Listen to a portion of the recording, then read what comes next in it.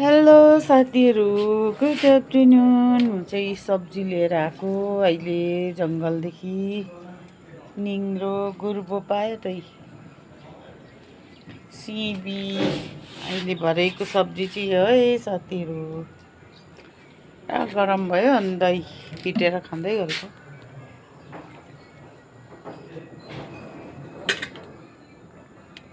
गरममा त दही फिटेर खाएको राम्रो। शीतल हुँदो रहेछ नि साथीहरू।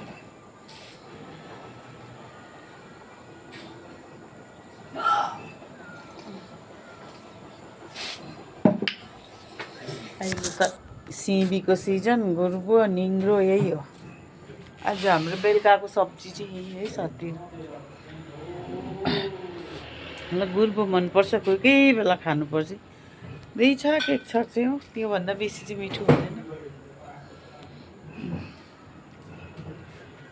साथीहरू राखेको गुर्बो हो, टमाटर हाल्नुपर्छ है, मिठो हुन्छ। फर्सी पनि त यसो खानु भयो नि त साथीहरू राखेको। By by.